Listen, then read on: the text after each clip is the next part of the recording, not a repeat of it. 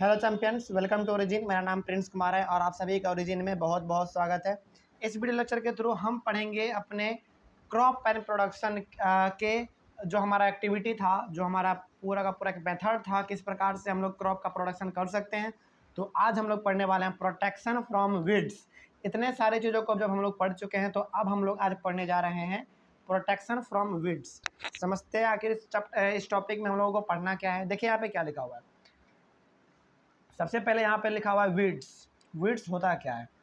The unwanted plants which grow along with a cultivated crop are called weeds. मतलब ये कि unwanted plant जो आप उगाना तो नहीं चाहते थे, जिसका आप फसल तो नहीं चाहते थे, लेकिन वो गलती से उग गया, है ना। जैसे बहुत बार क्या होता है ना कि यदि आप गेहूं का खेती कर रहे हैं तो गेहूं के खेती का आपने बीज रोपा है तब वो उगा है ना। लेकिन उसके बगल में कुछ जंगली घास होते हैं जो कि वो अपने मन से उग जाते हैं, जिसको कि आप चाहते तो नहीं थे उगाना, लेकिन वो उग जाता है ना।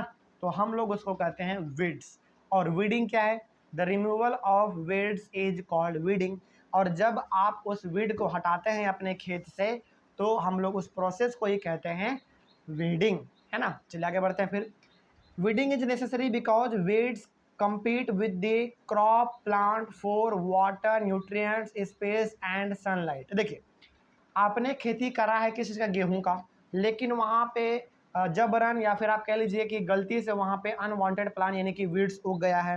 तो अब आप जो भी वाटर देंगे अपने प्लांट को जिसको आपने उगाया, जैसे गेहूँ, जैसे आपने वाटर दिया गेहूं को, आपने न्यूट्रिएंट्स दिया गेहूं को, आपने सनलाइट दिया गेहूं को, तो ये गेहूं तो यूज करेगा ही करेगा, लेकिन उसका कुछ हिस्सा जो है ना वो अनवांटेड प्लांट यूज कर लेगा, जिसको कि आप उगाना तो नहीं चाहते थे, लेकिन वो गलती से उग गया है, क्योंकि उसको भी तो न्यूट्रिएंट्स चाहिए, क्योंकि वो भी तो एक प्लांट है ना।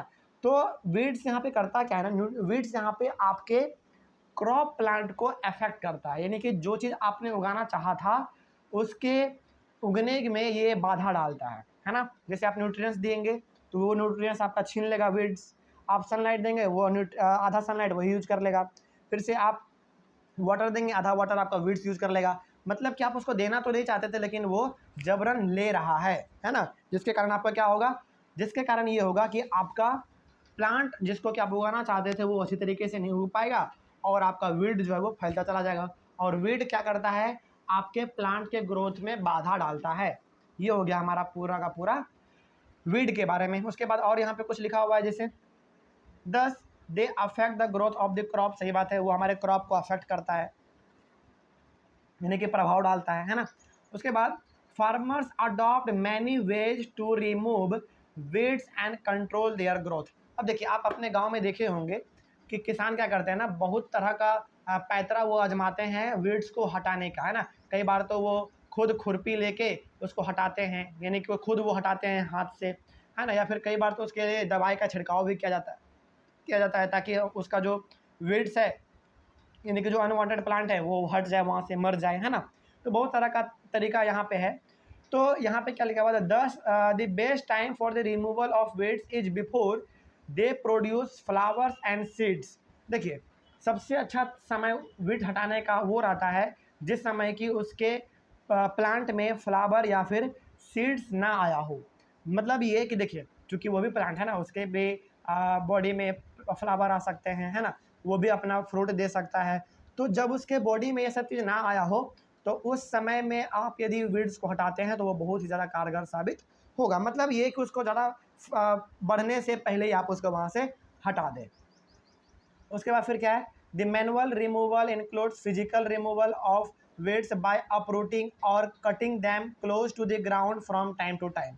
अब यहाँ पे क्या है, हम लोग बहुत बार क्या करते हैं, दवाई का छिड़काव करके उसको हटाते हैं। बहुत बार मैनुअली भी करते हैं, यानी कि हाथ से भी करते हैं। तो हाथ से हम लोग कैसे कर सकते हैं? हाथ से उसको हम लोग जड़ से कबाड़ सकते हैं, है ना। जैसे यहाँ पे क्या लिखा हुआ है? Physical removal of weeds by uprooting और कटिंग दैम। मतलब ये कि हाथ से उस प्लांट को पकड़े, वीड्स को, उसको उखाड़ दिए हम लोग, है ना। हाथ से भी कर सकते हैं। और दूसरा चीज़ कि हम लोग उसको जड़ से काट भी सकते हैं, है ना। तो ये हो गया हमारा पहला तरीका जिससे कि हम लोग वीड्स को रिमूव कर सकते हैं। उसके बाद this is done with the help of अ खुरपी। आप इस चीज़ को खुरपी से कर सकते हैं, है ना।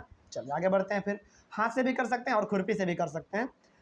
अ seed drill is also used to uproot weeds. अब सीड ड्रिल का भी इस्तेमाल हम लोग यूज करते हैं किस चीज़ के लिए, रूट यानी कि वीड्स को जड़ से हटाने के लिए। अब केवल इस सीड ड्रिल का मतलब आप केवल ये ना समझे कि सीड ड्रिल का मतलब केवल हम लोग बीज को बोने में ही मदद करते इस्तेमाल करते हैं, नहीं, उसका इस्तेमाल हम लोग वीड्स को हटाने के लिए भी करते हैं, ठीक है, इस चीज़ को आप ध्यान में रखेंगे। उसके बाद फिर आगे क्या है हमारा, weeds are also controlled by using certain chemicals called weedicides. क्या है हमारा, वीडिसाइड्स। तो यहाँ पे हमारा जो है वीड को हटाने के लिए जो दवाई बना गया है उसका नाम है वीडिसाइड्स। तो वीडिसाइड्स का छिड़काव करके हम लोग अपने खेत में क्या कर सकते हैं, वीड्स के बढ़ने को रोक सकते हैं, है ना, उसको फैलने से खेत में रोक सकते हैं। तो वीडिसाइड्स का इस्तेमाल हम लोग कर सकते हैं वीड्स को रोकने के लिए।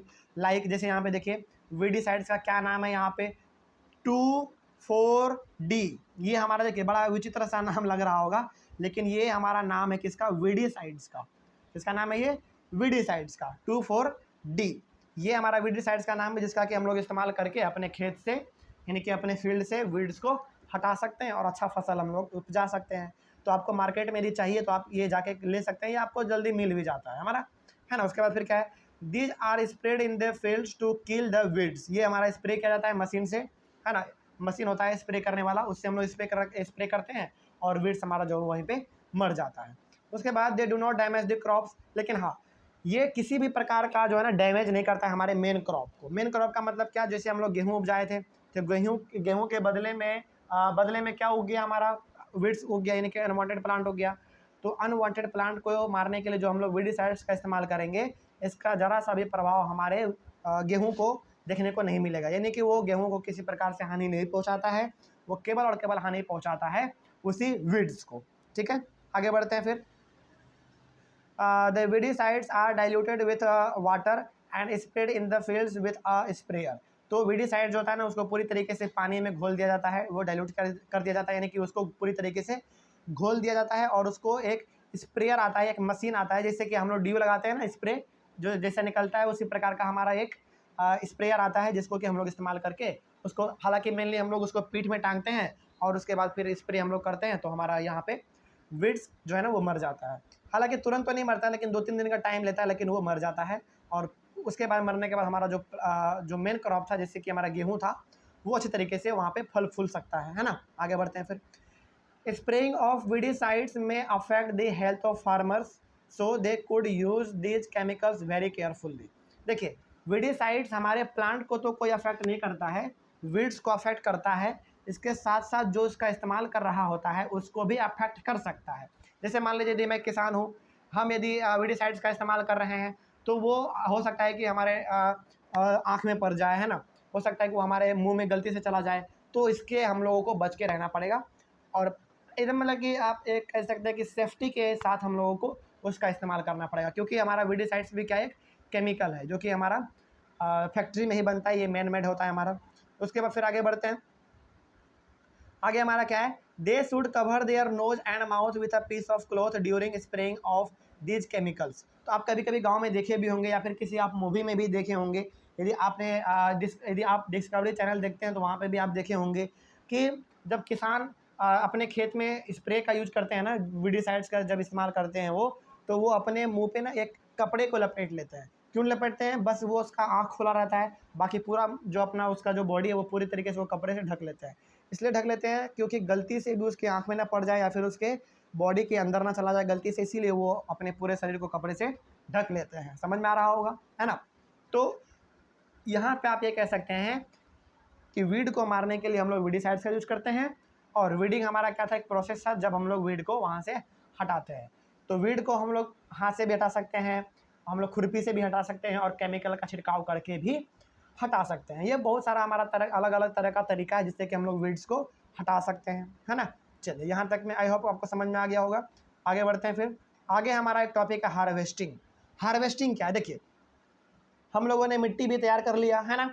उसके बाद फिर हम लोगों ने मिट्टी को तैयार करने के बाद हम लोगों ने फिर उसको उसमें सोइंग भी कर दिया हम लोगों ने, यानी कि बीज को बो भी दिया। बीज को बोने के बाद हमने बीज को बोने के बाद हमारा क्या था, उसमें हम लोग खाद्य पदार्थ को मिला भी दिया हम लोगों ने। फिर उसके बाद हम लोगों ने पटवन भी कर लिया। पटवन करने के बाद फिर से हम लोगों ने वीड्स जो थे वो भी हटा लिया। अब आ गया समय ऐसा जहाँ से कि हम लोग अपने फसल का कटाई करने वाले हैं। क्या करने वाले हैं? कटाई करने वाले हैं, यानी कि हार्वेस्टिंग करने वाले हैं। तो हार्वेस्टिंग क्या है? The cutting of crop after it is mature is called harvesting. जब हमारा फसल पक जाता है यानी कि मैच्योर हो जाता है, तब जाके हम लोग अपने फसल को काट लेते हैं और यही हमारा कहलाता है harvesting. In harvesting crops are pulled out or cut close to the ground. अब हार्वेस्टिंग में होता क्या है? हार्वेस्टिंग में हम लोग क्या करते हैं मेनली, अब तो हार्वेस्टिंग पहले हम लोग अपने हाथ से क्या करते थे, कचिया उचिया जो होता था हमारा हसुआ ये सब, उससे हम लोग क्या करते थे, लेकिन अब तो मशीन आ गया है ना। लेकिन फिर भी जो हमारा पहले होता था वो क्या होता था, और आज भी जो होता है, जो हार्वेस्टिंग होता है वो बिल्कुल धरती जो है ना, हमारा मिट्टी जो है वहाँ एकदम जड़ से यानी कि सटा के काटा जाता है। ठीक है, आगे बढ़ते हैं फिर। It usually takes 3 to 4 month for a cereal crop to mature.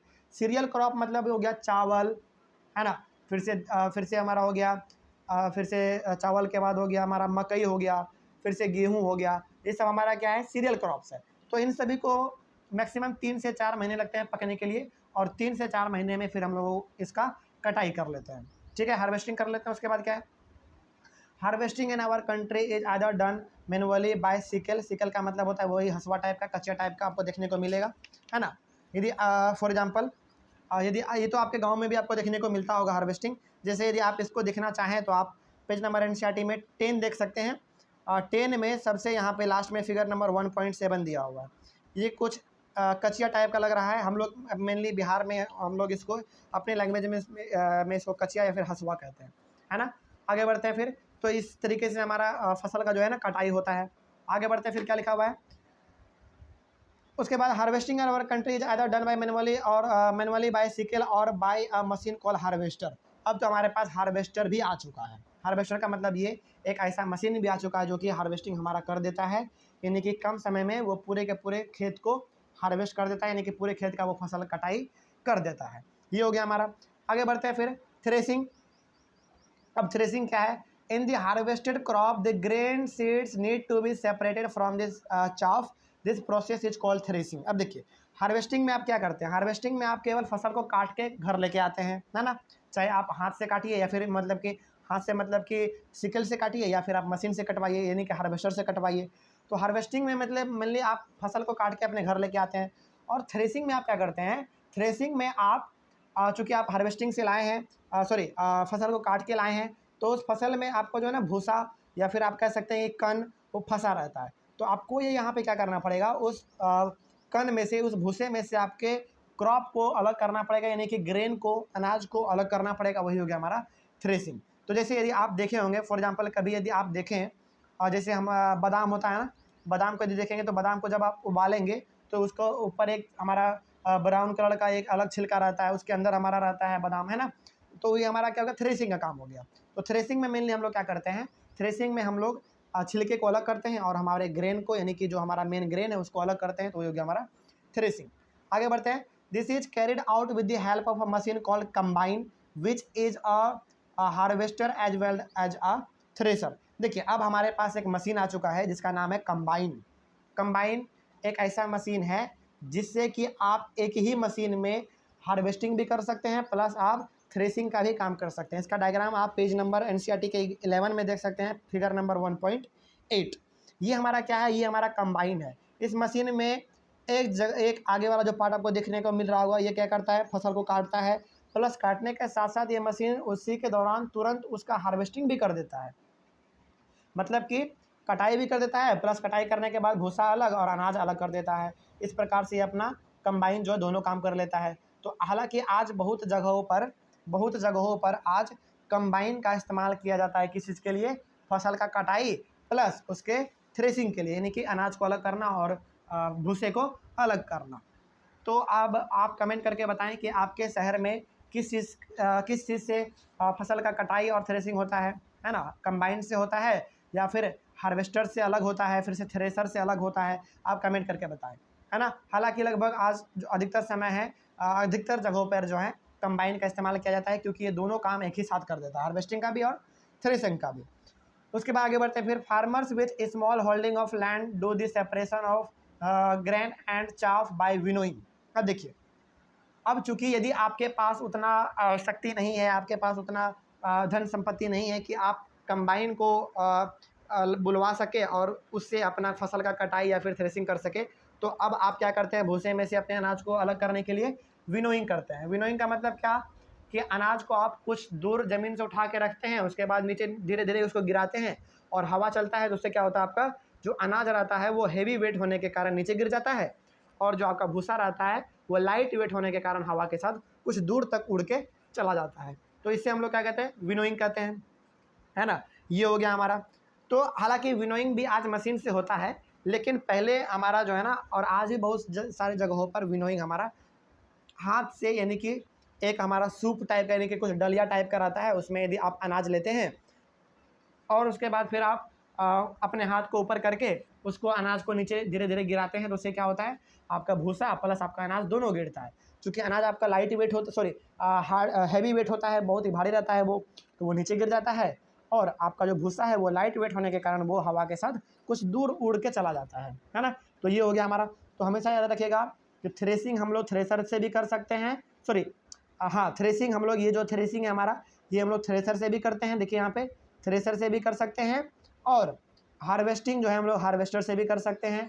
लेकिन यदि आपको दोनों एक साथ करना हो तो आप कंबाइन का इस्तेमाल कर सकते हैं, क्योंकि कंबाइन एक ऐसा मशीन है जो कि थ्रेसिंग और हार्वेस्टिंग दोनों एक साथ कर देता है ना। आगे बढ़ते हैं, फिर यहाँ पे क्या लिखा हुआ है, लेकिन हाँ, यदि आपके पास उतना पैसा नहीं है, यदि आप अफोर्ड नहीं कर पाते हैं, तो आप विनोइंग का भी इस्तेमाल ले सकते हैं, क्योंकि इसमें हवा का मेनली हम लोग इस्तेमाल करके भूसे को अलग करते हैं और अनाज को अलग करते हैं। तो ये हो गया हमारा पूरा का पूरा हार्वेस्टिंग।